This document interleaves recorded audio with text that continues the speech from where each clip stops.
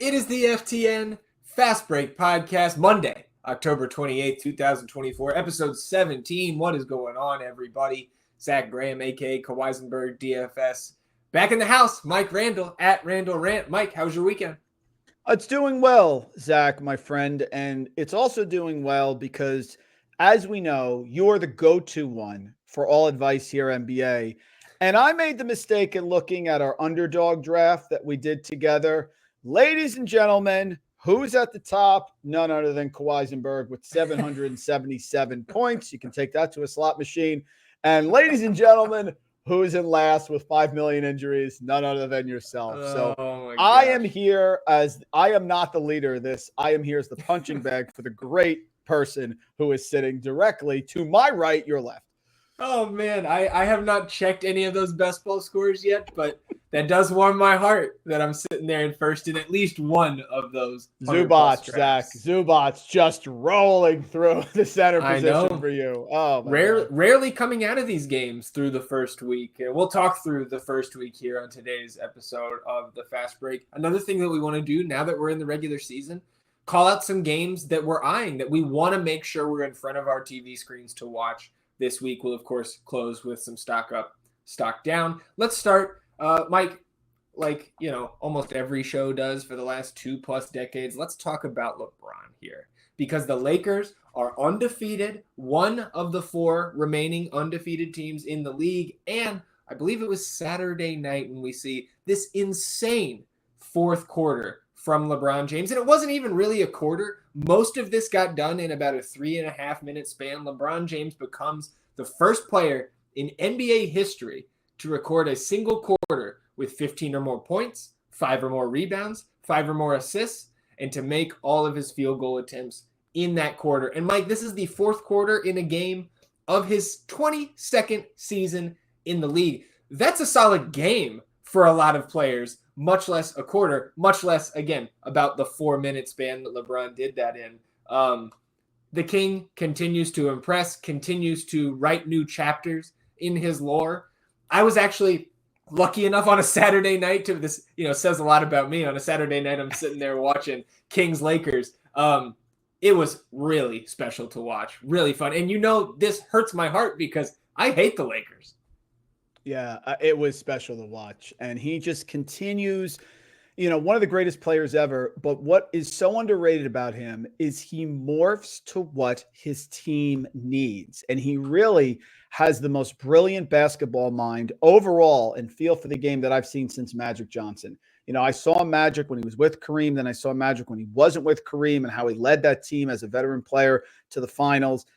That is what you're seeing from LeBron. He lets the game come to him, meaning he lets everyone else get hot early. And it was a brilliant performance, taking the game over in every possible aspect. He knows where the players on his team need the ball, so he will dribble and drive and attack a certain side or wing or an angle to get and set up the pass after the pass. It's great to watch. He's off to a great start. I mean, legend. That's all there is to it. And I think we've seen early on here, again, this is really what, I don't know what you call it, small sample size theater maybe, is something I've heard somebody say here, right? We're only 6 days into the season, but undefeated Lakers, JJ Redick has this team kind of firing on all cylinders. And to your point about LeBron and him being kind of malleable to the pieces that are around him, it does seem like JJ has come in here. Coach Redick said, okay, now LeBron, you're going, again, for lack of a better comparison here, now Anthony Davis is going to be Batman and you're going to be Robin. You're both still superheroes, but we're playing through Anthony Davis when he's out there on the court. And you saw that in the latter parts of that fourth quarter where, okay, LeBron carried the team, got them that lead on that amazing run. Then he's running pick and roll actions, feeding Anthony Davis on the roll, feeding Anthony Davis on the pop. The Kings had no answer for it. And again, man, like if the Lakers keep this up, they're going to far exceed my expectations. If you recall, it wasn't too long ago, maybe 10 days ago, I was saying, my hot take for the Pacific Division was the Lakers don't make the playoffs. Now they're sitting at 3-0. It's a heck of a start for them. Yeah, I'm not a JJ fan. He's still in the honeymoon period. I give him credit for sitting with LeBron because LeBron is really the coach of the team. Sure. And they have come up with a plan, devised a plan, and it's working right now.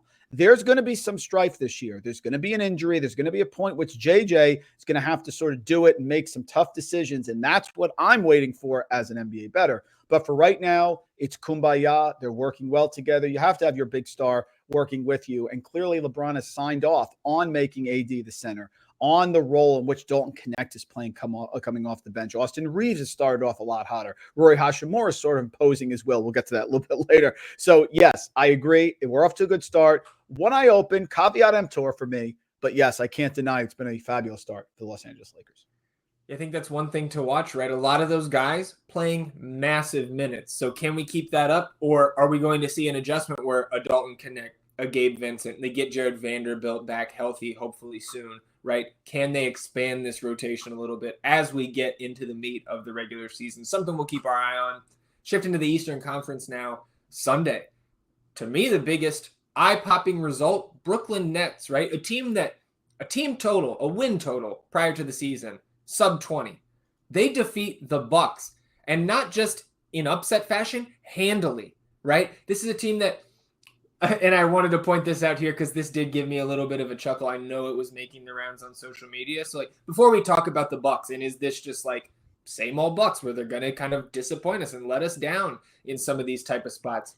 Ben Simmons on the Nets side, still allergic to shooting layups here, Mike. They're up 17, 4 minutes to go. Simmons gets the steal, but then he creates a 2-on-1 situation and passes up not one but two layup attempts, refusing to shoot there in the paint in a 2-on-1 situation. That was such a blow to any sort of confidence that I had as somebody watching Ben Simmons and hoping that he can rejuvenate his career. If you're doing that up 17 in the late stages of a game, it was just a hit to my confidence about any sort of resurgence for Ben Simmons. Again, just to being a competent player that can secure a contract after this season, I really don't know if he's going to be able to. No, he's not. Ben Simmons is one of these players, like in the NFL was Josh Gordon. It's one of these players where just is so talented, looks so good. You want to believe, you want to buy in. I remember back when he was at LSU and he refused to play in the NCAA tournament. Like, I have never been a Ben Simmons fan. Yes, a lot of talent, obviously some off the court issues, which of course are separate, and we hope those continue to improve. But I just do not trust him as a consistent asset. But to your point, I made one bet in the FTN Fantasy Basketball Discord because I was filled with NFL stuff. One bet I put in there. You can look at it, take it to the bank. The Nets plus 8.5 at home against the Bucks. I don't know why I didn't take money line, Zach. I'm mad at myself. There you go. I know this team. They are struggling on defense. Doc hasn't figured it out. No Chris Middleton, who they really need to be part of this. Gary Trent, enough. He is limited in what he can do. He is not a replacement anyway for Middleton on offense or defense. Tayshaun Prince has done nothing. All they have off the bench is Porter. Very frustrated here, but this one was predictable. And Zach, at this point, we have to embrace when we know something. And I know this Bucks team, and that one was an easy one. I am upset I didn't take the money line, but start to finish on the road, the Bucks are just not at that level. Maybe when Chris Middleton comes back, maybe they can get better. But the defense, 115 to the Nets. Oh, yeah, and that's the thing too, right? We talked about Middleton so much on the fast break in the preseason. He's got to get back sooner rather than later. Again, if they're going to stick with the top of the Eastern Conference, where we see a couple teams improving along the way, like we talked about Orlando, right? They've looked great, even though they did get run off the court by the Grizzlies the other night. Detroit has looked pretty feisty early on, even though they haven't necessarily gotten the results. So you cannot be dropping games like this to the Nets. A great call by you. Again, they need Middleton back in the worst way, and probably a trade or two along the fringes in the margins there by February's deadline to really be a true contender in the East, especially with how good Boston looks, even without Kristaps Porzingis. And you brought up Flash Gordon there. I think if he signed even on a team's practice squad, I'd at least sit there and think, yes, well, maybe this time. They did it with him. They did with Martavius Bryant. People did it last night with Dalvin Cook, who said there are players who we just and I get it. Ben Simmons is a talented guy, but to me, he's proved everything that we know at this point. Maybe a valuable piece with an actual team in NBA, but I don't want any part of him on DFS for sure. I mean, I can't. And there'll be a day where he has 20 and 10 and 10. I know it's coming. I won't be on it. Look, Twitter has changed a lot in the last year plus, but one thing that hasn't changed is that NBA Twitter remains undefeated. The Dwayne Wade statue was unveiled yesterday, and man, did we go wild on social media for this because, look, Mike, you've seen it. I think anybody listening to this podcast has seen it. If you haven't, just go search Dwayne Wade statue. It is ridiculous. What in the world is going on here? That is not Dwayne Wade on the statue. I know sculptures can look a little bit off from time to time, but it looks nothing like Wade at any point in his career, in his life. He even said, and it wasn't like just reading this on paper, he wasn't being as critical as this comes off, but I think it's a window into his thoughts when he saw this unveil. He goes, all right, that's crazy. I can't believe it. And then he goes, who is that guy? Right? So he's like kind of half joking, but also I can't imagine he looked at that and was really satisfied with the way they portrayed him and his face on that statue. Zach worked for 25 years in the Cresskill School District. Okay. And we had coaches, legendary coaches, basketball coach, track coach, football coach, across the board. I want to explain to you how this goes, because I was in charge, because when they retired, of course, the question becomes, what are we going to do? And we ended up having to do 3 bronze plaques of their face, the raised. So I've been through this. Yeah. I cannot tell you how much of a failure this is. It's very simple. You take if I'm going to get a bronze plaque of your face, I'm going to bring your face there.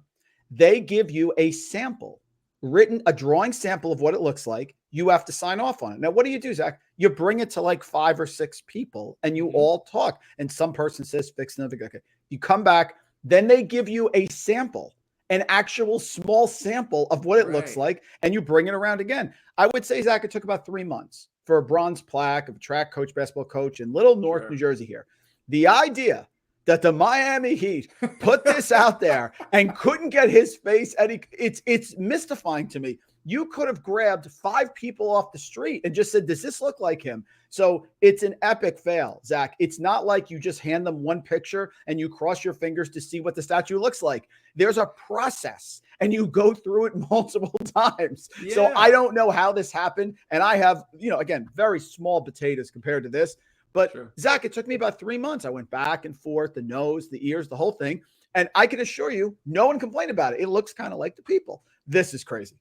Yeah, I want to know if because like you said, like people saw this before they unveiled it. People in the Miami Heat franchise, like I wonder if there was behind the scenes, like Dwayne, like this is not going to look great. Like was there conversations before the unveiling? I don't know, but the sculptors have a press conference after, like they just came off of a Game 7, which was hilarious to me. I didn't listen to what they said, but I just thought the whole situation was ridiculous. I feel for Wade, and I imagine that they're going to get a little bit of a redo, a second draft that will be unveiled here at some point. Zach, everything looks fine. The body, the pose, the fingers, except for the face. Yeah. Everything looks fine, but the face is the thing.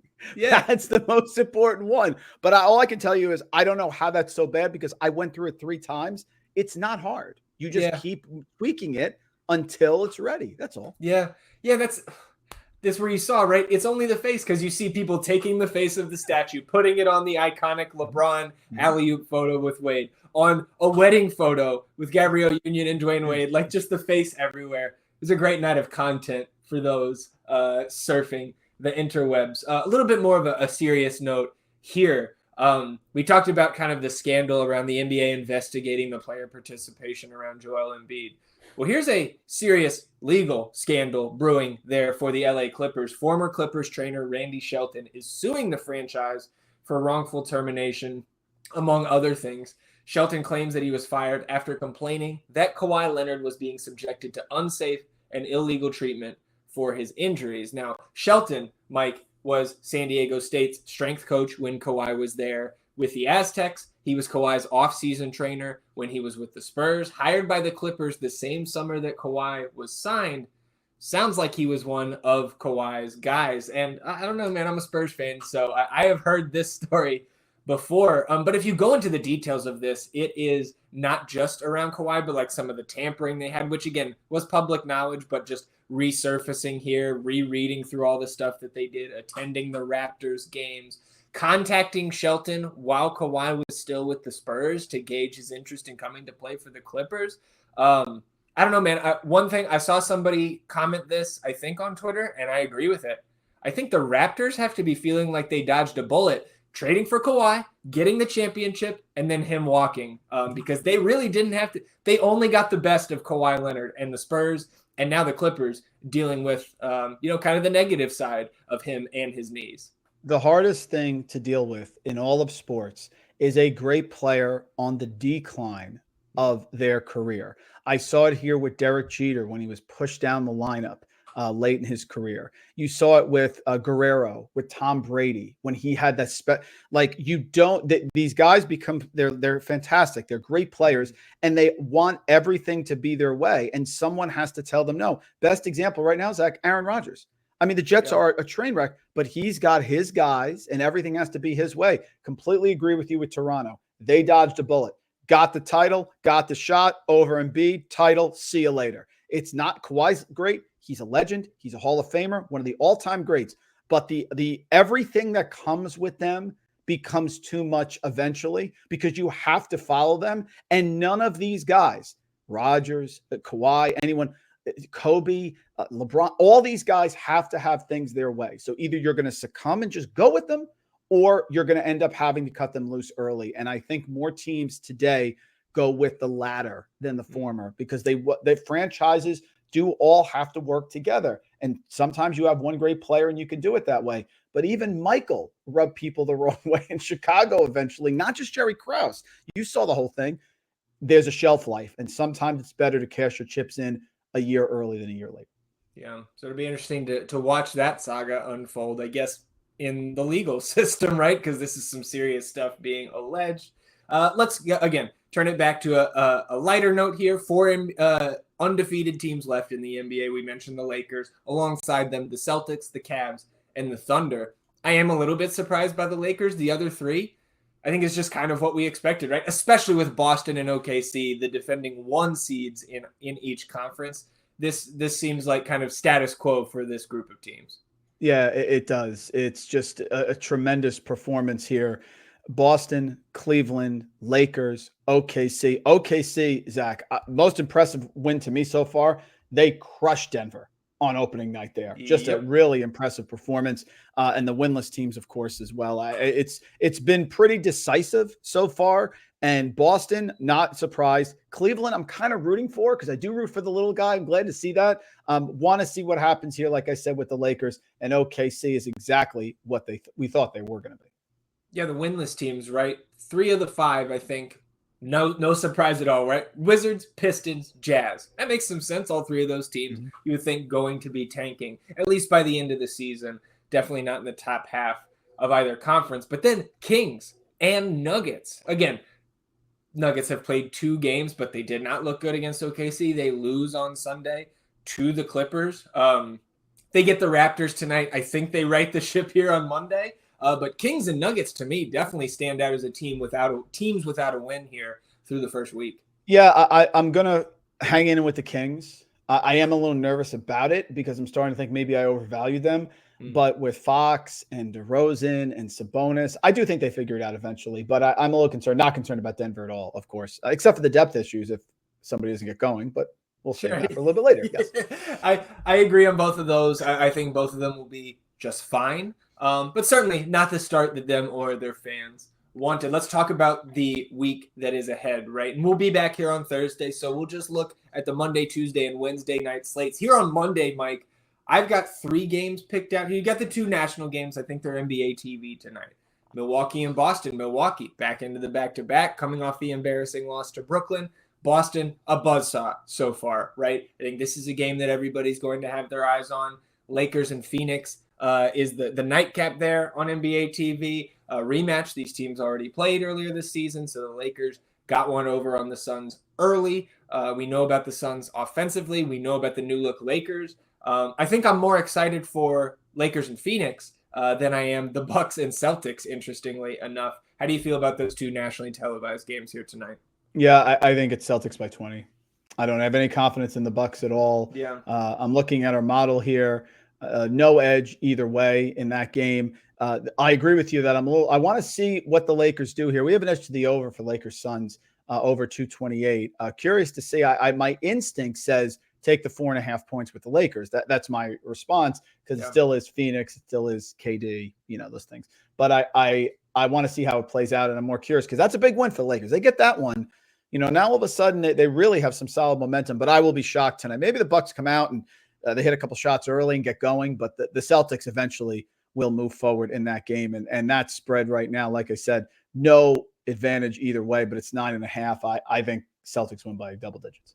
Yeah, I think the Celtics will take that one as well. At home, the way they've been playing, the way the Bucks haven't been executing here in the first week. And I also wanted to mention again, I know biased Spurs fan, but I think even for a third party with no dog in this fight, Rockets at Spurs tonight. These teams played 2 nights ago. Jeremy Sohan saying F Houston in the pregame comments. They go out, Spurs get a 20-plus point lead. Rockets make some adjustments. Coach Ime Udoka, Şengün out of there. Put Dylan Brooks on Victor Wembanyama. They climb back in the game. Fantastic performance by Jalen Green. San Antonio ekes out the victory at the end of that one. So this is the second time they have met in the first week. They will play again next week. Also a scrum between Dylan Brooks and Victor Wembanyama that included Chris Paul smacking Dylan Brooks in the back of the head. Looks like he got away with that one. No fine has come in quite yet, but there is some bad blood brewing here. It started with Sohan, who had one of his best games that I've ever seen him play against the Rockets last time out. So running it back here on Monday night, kind of in between the 2 national games. If Boston-Milwaukee gets out of hand, flip on your league pass, tune into Spurs Rockets. I think there's going to be some fireworks in this one tonight. Separate note on a game not even close to that level. I mean, if the Kings are what I think they are, shouldn't they destroy the Trailblazers tonight at home? I mean, Zach, like first quarter, second quarter, halftime, third quarter, this should be a blowout. So I'm going to be on that one. And if Portland gets out early, I'm still going to be on Sacramento. I'm going to stick to my priors, the teams I believe in here. Sacramento can't keep playing with their food here. Let's blow out the Trailblazers. I think at home that happens. Look for a quick start. I think probably get that line at 3.5 first quarter. I think they can handle that. Yeah, I mean, again, it's way too early, in my opinion, to be right. You can take in the information we've got and make some slight tweaks, but we're not jumping off teams we thought were going to, beat expectations, teams that we thought would come in under expectations. We're 6 days into the season. Tuesday night, only 4 games. To me, Mike, Dallas at Minnesota, rematch of the Western Conference Finals, the clear game on Tuesday night to have your TV sets tuned into. Yeah, a couple things I want to see there. Klay Thompson really got off to a hot start, and I was lower on Klay Thompson. I mean, we may both have been when we started. I know Chris Meany's all excited in our private Slack, but our FTN model really made me think on opening night very high on Klay Thompson, and he delivered across the board. So want to see here how the Mavs respond in this spot and how they do. Curious to see how that goes, but an exciting time because Doncic, you see the pass where he went to the basket. I think he leaned into Wemby, threw it over his head to PJ Washington, which, by the way, Zach, there is no more higher regular season pressure than when Doncic throws that pass. You've got to make that shot, okay? Because you're blowing a highlight, but just incredible stuff by Doncic. I'm curious to see. And, of course, my guy PJ Washington, let's get him going a little bit. So that's an interesting one. Yeah. Speaking of passes like that, again, I'm dragging a lot of Spurs talk in here, but Wembanyama made like a 25-foot behind the back on the money to Champagnie in the corner the other night. He bricked it. You got to hit that one, Julian. Everybody would have seen it. And Champagnie had a great he was popping in the DFS optimizer. He was. I think you were even on him. I'm like, Zach's on Champagnie. Yeah, you got to hit that one. That would have been worth extra bonus 5 in DFS. You got to make that one. Yeah, he did great for us on last Wednesday's slate. Then this Wednesday, right, bigger slate. This might be a rock fight from like an implied total standpoint, but I am very interested to watch the Knicks go down to South Beach and take on the Heat. Again, 2 coaches that I have a lot of respect for, 2 teams that are just filled up and down the rotation with dogs. Knicks and Heat on Wednesday. And then we're going back to San Antonio here, but whenever Victor Wembanyama and Chet Holmgren meet on the court, it has been to this point appointment must-watch television. So I will be, of course, watching Spurs and Thunder. Probably a quad box night for me on Wednesday, but Knicks Heat, Spurs Thunder, those are my 2 to watch on Wednesday. Yeah, was excited to see our Orlando Magic destroy the Heat on opening night. I'm a little apprehensive about Miami. I mean, Jimmy Butler had a good bounce back game there against Charlotte, but I'm a little concerned in that one. I'm leaning Knicks early on in that matchup. They take a while to get going, and they've never been a great regular season team recently. When they made their run, they were an 8 seed, right? Like, I'm so a little cool on the Heat. I think there's some betting value there, but a great game either way. And Wemby. I mean, Wemby is appointment TV. You have to say that always. Yes.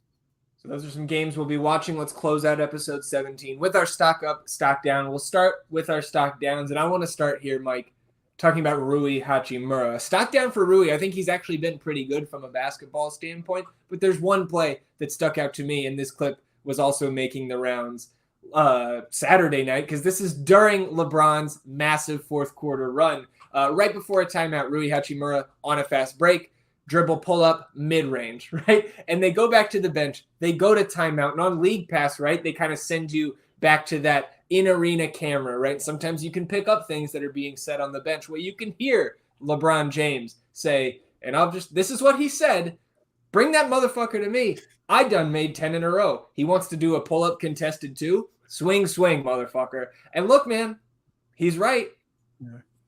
He's totally right. Rui, role player. Dalton Connects, a role player. Austin Reeves is a role player. He's running the show, and he's going to be right almost every time. Swing the darn ball. Totally right. Love hearing it because he's right. No doubt about it. All right, what's your stock down here, Mike? Disappointed with Russ. I thought Russ is a guy to root for. I like him. He's been fantastic, but he can't win a title if he's the main guy. And I just keep thinking about 3-1 and Game 6 Clay back when they were on OKC with Harden. But not the start, Zach, I thought, with good old Russ. 2 games, 20 minutes. That's 4 points, 2.5 rebounds, 3 rebounds, rather, 3.5 assists, and the good old 3.5 assist to turnover ratio. I need more out of him. I need more production from Russ. Denver needs it. He has to be a leader with the second team, with Julian Strother and those type of guys. So hasn't delivered the way I thought. Sort of the reason, one of the many reasons my best ball team is getting killed by you. But I like Russ. I'm rooting for him. This is a stock down that I hope becomes a stock up. But Russ, you can give us a little bit more than you're giving us. Yeah, absolutely. And I'm interested to see, again, Nikola Jokic is a guy that makes everybody around him better, and that's been that way pretty much throughout his career. Maybe it takes a little bit more time to figure out that chemistry with a guy like Russell Westbrook, finding his niche there in Denver. Let's close it out here. Stock ups. For me, I mentioned it earlier, but for me, it's Chris Paul. I hope we leave the below-the-belt punches in the past, but some of this stuff, right, that annoys you when you're playing against him, but you love to have him on your team, just standing up for Victor Wembanyama the other night, smacking Dylan Brooks in the head. And Alex Blickel told me this earlier this morning. I laughed, and I think I agree. If Chris Paul is going to bring his below-the-belt antics to San Antonio, make sure it's against Dylan Brooks. Yeah, I totally agree. that Chris Paul, he's a leader, and his winning ways are rubbing off on that team. And he's gotten a bad rap, I think, because when he's around a bunch of veterans, he ends up eventually frustrating them. And you have all those videos of him yelling at Harden when he's in Houston, all that stuff. Yeah. But I'm a Chris Paul guy, and you called as one of your favorite picks in best ball. Love it. No below the belt, but we love Chris Paul. All right, what's your stock up here to close out episode 17? Look, Jason Tatum is the best player in the Celtics. I don't want to hear about Jaylen Brown. Jaylen Brown had a nice playoff. That's fantastic. Jason Tatum is at a different level, and people say he doesn't deliver consistently in the clutch. Well, let me tell you, when he's locked in the clutch, there's almost no one better because he's an absolute fire. And you saw that last year. I think it was against the Sixers in one of those away games because we were out having a drink, and he just took over. The Jason Tatum revenge tour from getting benched, him and Halliburton, who couldn't even score the other night against the Knicks. Jason Tatum, 33 points, 6.5 boards, 6 assists, 1.3 steals, enough. Jason Tatum is coming. He's angry. We don't want to give him motivation. He's looking to score. He's getting on fire to start. He hasn't had the clunker game yet. Very impressed. Love to see the narrative, and it is must-watch TV when he plays Golden State because he's going to hang a number on that. He is ticked about that, and he should have been one of the best players in the NBA. For some reason, people don't like him. I don't know what it is. Maybe because he goes to the jump shot too much. He doesn't attack the basket enough. I don't know. But I love Jason Tatum, and he is off to a great start. Trying to repeat here with the Celtics. Jaylen Brown is great, but he is Robin. Tatum is Batman. Yeah, I'm with you on that. And that'll do it for episode 17 of the FTN Fast Break podcast. Anything else for you, Mike, before we shut it down? No, just can't wait. Got great games, great matchups. NBA's rolling here. Sports Equinox today, Zach. What's there not to like? Yeah, we love it. We love it. It's a great time to be a sports fan. Great time to be here at FTN Fantasy. If you haven't subscribed yet, come join us. You'll catch us back here on Thursday for another episode of The Fast Break. You can catch the Daily Dime on our YouTube channel every morning, Monday through Friday, noon Eastern time, myself and or Alex Blickel, sometimes in there together. Great stream earlier today. And of course, catch all the other content I've seen. I'm being tagged on Twitter in some of our college basketball preview content that's coming out, college hoops season. Make sure you're tuned into everything we got going on here at FTN Fantasy. Enjoy the beginning of your week, everybody. We'll do the same. We'll see you back here on Thursday for another episode of the FTN Fast Break. Till then, he's Mike. I'm Zach. Goodbye.